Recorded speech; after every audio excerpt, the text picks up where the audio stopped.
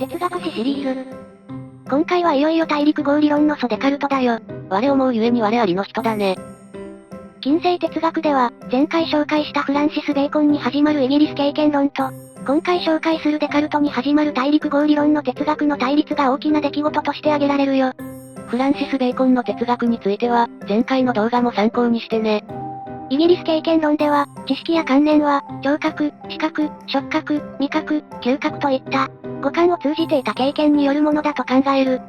そして、実験や観察に基づいて、法則性を導く、機能法を重視したんだ。さらに、ここが大陸合理論と対立する部分なんだけど、生徳観念は存在しないと主張した。生徳観念って？私たちが生まれながらに持っている観念のことだね。後で詳しく解説するけど、デカルトの哲学で重要になる、神や完全性、善悪といった観念がこれに当たるよ。一方、大陸合理論は、経験が時に人を欺くものであり、正しい知識は生徳観念から演繹的に導かれると考えたんだ。そして、生徳観念の存在を重視する。どっちが正しいんだろうね。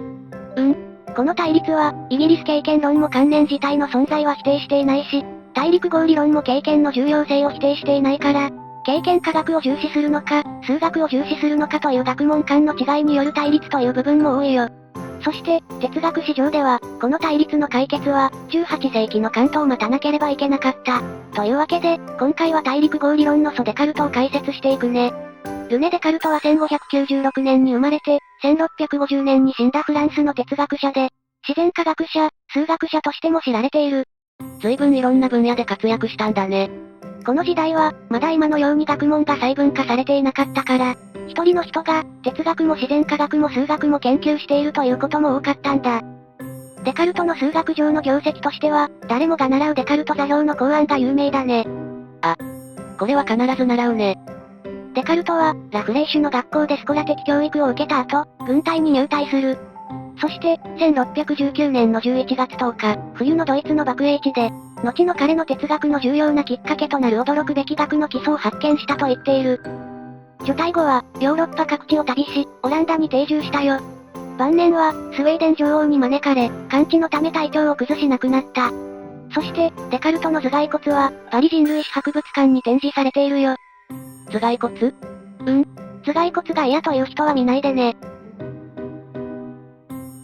これが展示されていた頭蓋骨の写真だね。途中で盗難があったりと、結構大変だった。なんだか見せ物みたいでかわいそうだね。有名な学者は、脳を盗まれたり、遺体を展示されたり大変だね。哲学者だとベンサムが有名だけど、彼の場合は自分で望んでいたみたいだからね。デカルトの代表的な著作としては、方法除説、生殺、常念論などが知られているよ。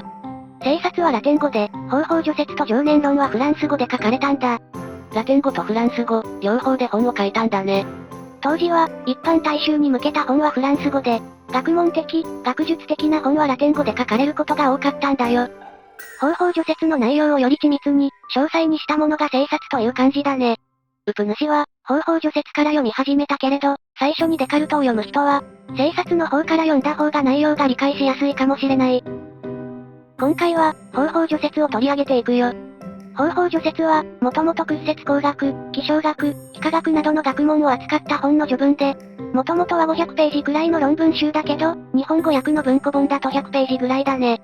そして、正確な名前は、理性をよく導き諸々の学問において真理を求めるための方法についての除説だよ。つまり、様々な学問について、その基礎となる哲学が語られているのが、方法除説なんだ。デカルトはこの本の中で、良識、ボンサンス、と、語性、レゾンは、あらゆる人に平等に割り当てられていると述べている。そして、人間の意見が様々であるのは、語性をよく使うか、悪く使うかの違いであると述べた上で、語性を正しく使用する方法を探求すれば、正しい結果にたどり着けるはずであると結論付けている。この考え方が、デカルトの合理主義、大陸合理論を理解する上で大切になるよ。そして、デカルトの良識や語性を生徳的なものと考える考え方が、すべてを経験によって成り立つと考えるイギリス経験論と対立したんだね。この考えは、デカルトの世界という書物という言葉にも表れているよ。世界という書物？不思議な表現だね。ちょっと引用してみるね。自分が青年に達して、自分の先生たちの手から解放されるや否や、書物の学問を全く捨てたのである。そして、自分自身の内に見出される学問、あるいはまた、世界という大きな書物の内に見出される学問の他は、もはやいかなる学問も求めないと決心していった。寺山修司の書を捨てよ町へ出ようみたいだね。多分、影響を受けていると思うよ。そして、私が洗礼と習慣とによってのみ思い込んだに過ぎない事柄を、あまりに固く信ずべきではない、と述べている。さらに、自然の光、五性を曇らせ、五性に耳を傾ける能力を、減ずる恐れのある多くの誤りからの解放といったことも述べている。つまり、ここでデカルトは、旧来のスコラ哲学に基づく書物の学問と、習慣によって正しいとされてきたものに頼らず、自然の光と五性に基づく学問を始めようとしていると言えるね。自然の光？自然の持つ法則性そのもののことだね。それを五性それ自体によって捉えることが大切だと考えたんだね。デカルトは、学問を学ぶための4つの規則というものを挙げているんだけど、この部分はデカルトを理解する上でも、私たちが何かを学ぶ上でも参考になると思うよ。まず1つ目は、明晰かつ判明に私の精神に現れるもの以外は判断に取り入れないこと。この明晰かつ判明というのは、大事な言葉なんだけど、言語だとクラーラエトディスケンクタというよ。明晰、クラーラとは、それ自身はっきりしているものを意味していて、判明、ディスケンクタとは、他のものから明瞭に区別されていることを意味しているよ。二つ目は、対象とする問題を解くために、できるだけ小さな部分に分析すること。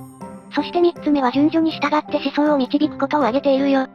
つまり、学問をする際は、最も単純なもの、認識しやすいものから始めて、順序に従って考察を進めていくことが大切だと考えているんだね。そして、四つ目が完全埋挙を行うことだよ。つまり、学問では、できるだけ見落とすことがないように完全な埋挙と、全体にわたる見通しをあらゆる場合に行うことが大事なんだね。デカルトがここで言っていることは、物事を考える上で結構大切なことだね。次に、具体的な学問の方法として、デカルトは数学的演繹的方法を重視しているよ。引用すると、それらの事物を他のものから演繹するに必要な順序を守りさえするならば、どんな遠くに隔たったものでも明らかになるはずである、と言っている。このあたりは、フランシス・ベーコンの観察や実験を大切にした、経験的機能法的方法とは対照的だね。デカルトはこのように様式と五性に基づく新しい学問を探求し始めたんだけど、それが完成するにはしばらく時間がかかるとも考えていたんだ。慎重なんだね。そこで、暫定的道徳、モラールプロビゾワール。つまり、私たちが、実際に生きるにあたって、自分の十分に納得できる道徳体系が完成する前に、暫定的に守るべき道徳、確率マキシムとして4つの事柄を挙げているよ。一つ目は、自分の国の法律と習慣とに服従し、幼い時から教えられた宗教を一応、守り続けて生きていくということ。つまり、疑う必要がなければ、法律、習慣、宗教を信じて生きることだね。次に、自分の行動において、できる限りはっきりした態度を取ること。一旦決心した場合は、それがあたかも確実なものであるかのように従い続けることが必要である。守備一貫した態度だね。三つ目に、運命よりも自己に打ち勝つことに努め、世界の秩序よりは自己の欲望を変えようと努めること。身につまされる言葉だね。最後に、自分はあらゆる職業の中から自分に最も良いものを選ぼうと、決心したと信じることだね。へえ、自分はこの仕事をしていていいのかと悩む人も多いけど、確かに自分が今している仕事に誇りを持つことも大事だよね。